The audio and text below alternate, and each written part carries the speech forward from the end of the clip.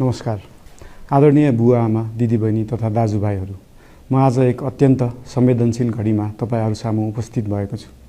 केही दिन अघि सुनसरीको देवानगञ्ज, सिराहा लगायतका स्थानमा भएको दुःखद घटना र त्यसपछि केही जिल्लाहरूमा उत्पन्न अशान्त वातावरणलाई लिएर नेपाल सरकार पूर्ण रूपमा गम्भीर र संवेदनशील छ।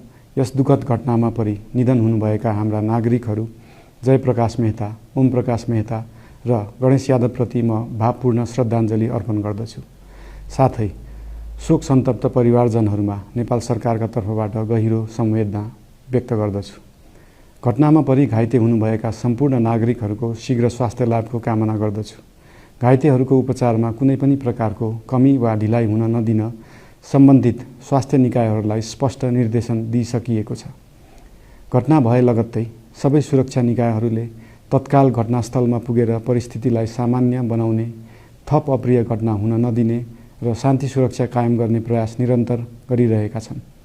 घटनाको निष्पक्ष छानबिन गरी दोषीलाई कडा कानुनी कारबाही गर्न गृह मन्त्रालयले छानबिन समिति गठन गरिसकेको छ। म सबैमा विश्वास दिलाउन चाहन्छु कि यो छानबिन पूर्ण रूपमा निष्पक्ष र पारदर्शी हुनेछ।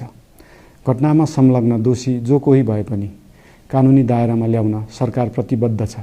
अवस्था थप नबिग्रियोस्, कुनै पनि नागरिकको जनधनको क्षति हुन नपाओस् र स्थानीय स्तरमा विश्वासको वातावरण बनोस् भन्नका लागि नेपाल सरकार निरन्तर क्रियाशील छ।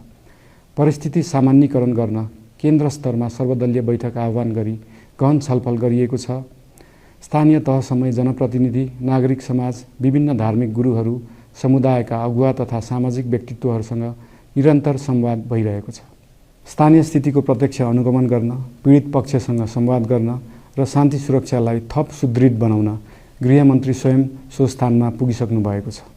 साथै देशको समग्र शान्ति सुरक्षाको अवस्थाबारे गम्भीर समीक्षा गर्न राष्ट्रिय सुरक्षा परिषदको बैठक बसी परिस्थिति अनुसारका आवश्यक निर्णयहरू समेत गरिसकिएको छ। यस्तो संवेदनशील घडीमा सामाजिक सञ्जाल वा अन्य माध्यमबाट असत्य, अपुष्ट सूचना, अफवाह, घृणा फैलाउने सामग्री वा समुदायबीच वैमनस्य बढाउने अभिव्यक्ति प्रचार प्रसार नगराउन अनुरोध गर्दछु। साथै सरकारी निकायहरूबाट जारी भएका आधिकारिक तथ्य र सूचना मात्र विश्वास गर्न विशेष आग्रह गर्दछु। प्रत्येक नागरिकको जीवधनको रक्षा गर्नु, सामाजिक सद्भाव जोगाउनु र समाजमा शान्ति कायम राख्नु राज्यको सर्वोच्च र प्राथमिक दायित्व हो। आगामी दिनमा पनि राज्य थप सतर्क र संवेदनशील रहनेछ। प्रत्येक नागरिकको जीवन सुरक्षाका लागि सरकारका सम्पूर्ण संयन्त्रहरू अहोरात्र खटिनेछन्।